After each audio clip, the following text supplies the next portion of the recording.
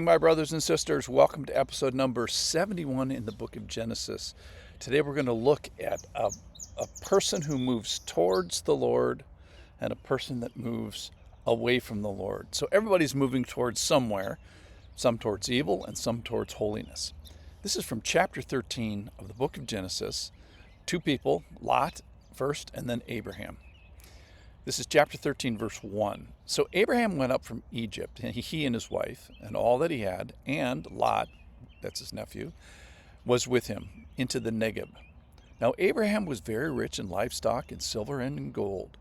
And he journeyed on from the Negeb as far as Bethel, to the place where his tent had been at the beginning, between Bethel and Ai, to the place where he had made an altar at the first.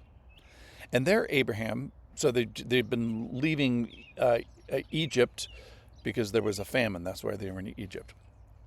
And there Abraham called on the name of the Lord. So he's starting to move towards the Lord. Verse 5, and Lot, who went with Abraham, also had flocks and herds and tents, so that the land could not support both of them dwelling together. For their possessions were so great that they could not dwell together. And there was strife between the herdsmen of Abraham's livestock and the herdsmen of Lot's livestock. At that time the Canaanites and the Perizzites were dwelling in the land. Then Abraham said to Lot, let there be no strife between you and me, and between your herdsmen and my herdsmen, for we are kinsmen. Is not the whole land before you? Separate yourself from me. If you take the left hand, I will go to the right, or if you take the right hand, I will go to the left. And Lot lifted up his eyes and saw the Jordan Valley was well watered everywhere, like the garden of the Lord, like the land of Egypt in the direction of Zoar. This was before the Lord destroyed Sodom and Gomorrah.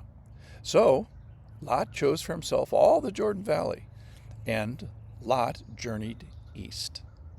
He kind of takes the right hand, if you will. Thus they separated from one another. Abram settled in the land of Canaan, while Lot settled among the cities of the valley and moved his tent as far as Sodom. So the men of Sodom were wicked, great sinners against the Lord. So Lot is the nephew of Abraham. His father has died by this point. And he gets this choice, which half of the sandwich do you want? And he takes the bigger half, of course. So if you've ever been to the American West or Israel or any other kind of deserty area, you know that water is of primary importance. And so what he does is he looks over to the Jordan Valley, to the Jordan River, and he grabs the Jordan River Valley and the fertileness and the greenness of it. It's so green that it's reminiscent of the Garden of Eden, which is an incredible description. He was already wealthy, and that's what kind of caused this problem, is that he had flocks and herds and tents. The tents are code for people. And he was originally a pastoralist. But yet he settles in the cities of the valley. And that's nearly going to get him killed here in the next chapter. So he moves his tent towards Sodom, which is kind of this, don't move your tent towards evil. Don't move it towards the wicked people of Sodom. Because they were great sinners against the Lord. And by chapter 14, he's not living he didn't move towards Sodom, he was living in Sodom. So I don't think you can say, if you're Lot, I didn't know these were, bad people. All right, let's get back to Abram. Verse 14. The Lord said to Abram, after Lot had separated from him, lift up your eyes and look from the place where you are. So Lot kind of lifts up his eyes and looks for the green things. And the Lord says, you lift up your eyes and look with kind of your spiritual glasses. Lift up your eyes and look from the place where you are, northward and southward and eastward and westward. For all the land that you see, I will give to you and to your offsprings forever. I will make your offspring as the dust of the earth, so that if one can count the dust of the earth, your offspring can be counted. Arise, walk through the length and breadth of the land, for I will give it to you. So Abram moved his tent, he moves his tent as well, and came and settled by the oaks of Mamre, which are at Hebron, and there he built an altar to the Lord.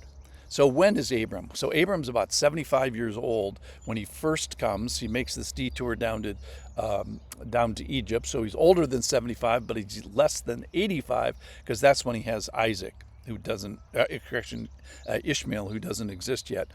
And he's about 100 actually when Isaac is born. So where is Abraham? He's smack dab in what we would call Israel today. He's in Hebron. It's just a little bit west of the Dead Sea, south of what we now call Jerusalem. So the promise of God comes with an absolute association of acreage, and that is what we know as Israel today. And he says, look, raise your eyes up and look, see this earth, step on it, walk on it, and then seed this earth with this whole progeny thing. So who is Abraham? He belongs to the Lord, and the Lord is talking to him again here, which is so sweet. Then the Lord says, I will give to you and your offspring. Well, how many offspring does he have? Answer, 0. Nobody, no children. So this promise and the pretend progeny, Ishmael, is 10 years away, maybe up to 10 years away. The promise and the true progeny, which is Isaac, is maybe up to 25 years away. So how many are going to be Abrahams? It's going to be so many, it's going to be like dust. No one can count. So a couple just conclusions from today.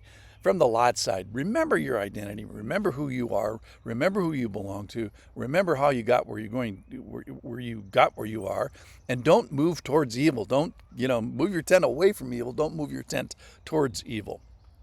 Flee youthful passions, and don't inch towards Sodom, whether that be sexual sin or otherwise.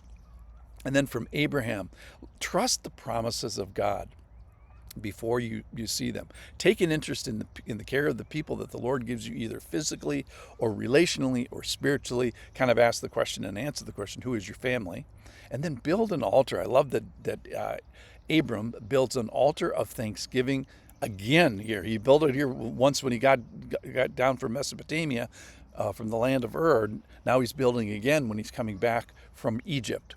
For what you have, what's coming next, physically or spiritual children, he gives thanks for that. So be like Abraham. Let's move towards that which the Lord gives us, that which the Lord gives, especially that the Lord gives us himself. Thanks for listening.